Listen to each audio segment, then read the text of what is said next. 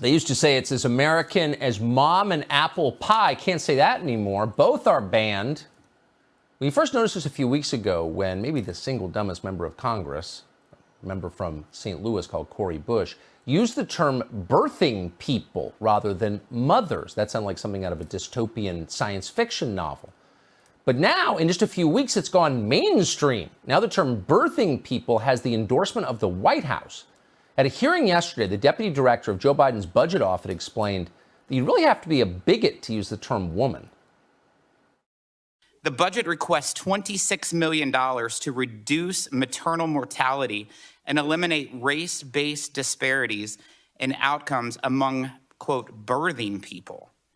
I've never heard the term before. Can you explain what it means? Absolutely. There are certain people who do not have gender identities that apply to female or male. So we think our language needs to be more inclusive in how we deal with complex issues. This is maybe the least complex issue ever addressed. Mothers give birth, fathers don't. Children are the product of a mother and a father. That's not politics, it's biology. And if you're forcing the rest of us to deny it, then you are a totalitarian who seeks to control reality itself, which is beyond your purview by definition. And it's not just the budget office that's doing this. This show has obtained a document from the Federal Reserve, the internal website at the Fed that its employees read.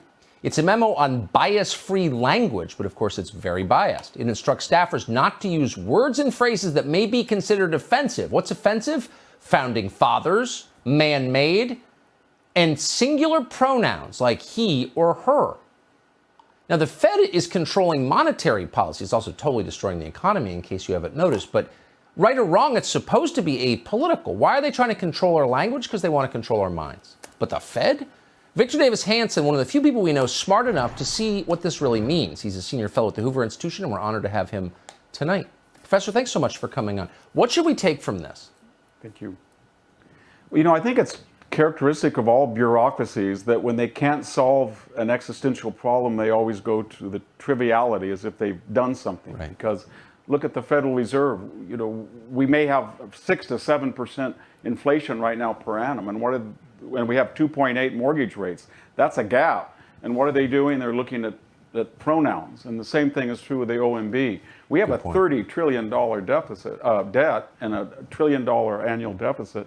They don't have a clue how to handle that, but they do want to focus on these trivia.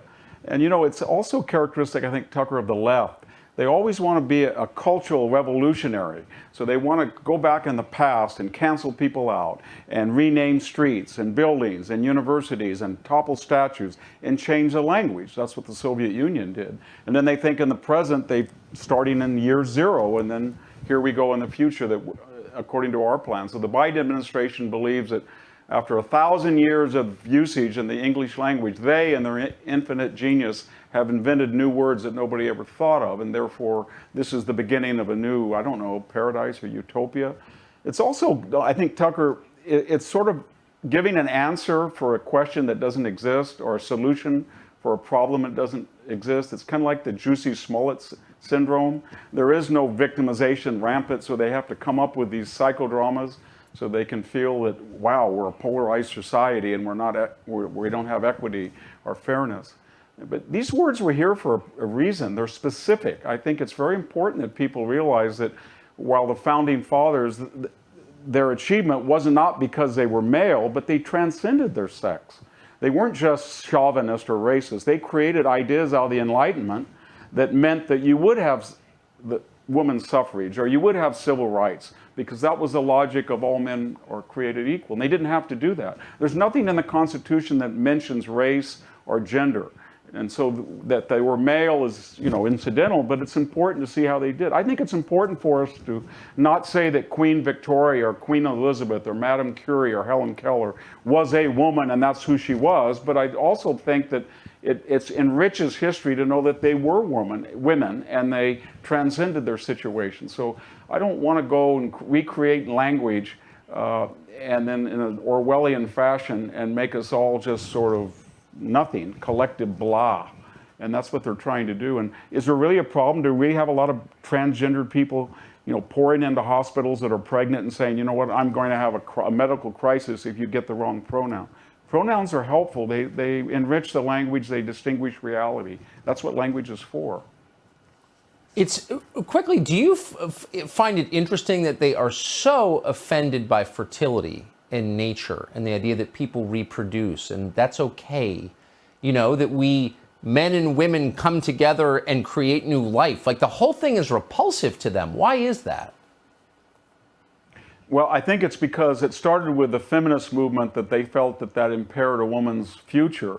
But I think it also reflects reality, Tucker, that the age when people are getting married, having children, buying a home, buying a house has gone from mid-20s to mid-30s.